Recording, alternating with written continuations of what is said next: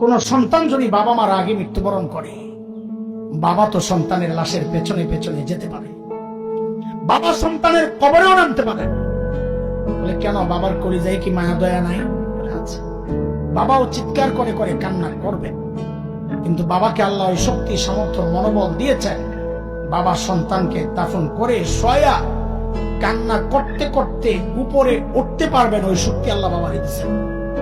কিন্তু কোন মায়ের জন্য সন্তানের লাশের পেছনে যাওয়া চলবে না, কোন মায়ের জন্য সন্তানের কবরে নামা চলবে না।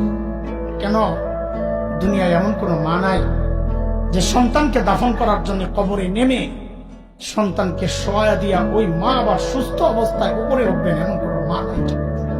সন্তানদের শোয়া নিজ লাশ হইয়া শুয়া পড়বে। আরে ভাই, একটু জানতে চাই, এই যে মার কলিজা এত দরদ, এত মমতা, এত মায়ার ভালোবাসা, কারণটা কি বলেন তো? মা আমার দুই চোখের এক চোখ বানাইছেন সেই জন্যে, মা আমার একটা কান বানাইছেন সেই জন্যে, মা আমার একটা হাত বানাইছেন সেই জন্যে। আচ্ছা, একবারে বলে ফেলেন না, মা আমার শরীরের কি বানাইছেন? কি বানাইছে বলেন, বলেন কি বানাইছে? কিছুই বানান নাই, কিছুই বানান নাই। তারপরেও মার কলিজা এত দরদ, মা আমার কিচ্ছু বানান নাই, অল্প কয়দিন ভাড়াটিয়ার মতো আমার পেটে জায়গা দিয়েছে, হওয়ার পর লালন পালন করেছেন, কিচ্ছু বানান নাই, তাতেই মার কলিজা এত দরদ আর মায়ার মমতার ভালোবাসা, কিচ্ছু বানান নাই। তারপরেও তাইলে যে আল্লাহ আমার চোখ বানাইছেন, আল্লাহর কত,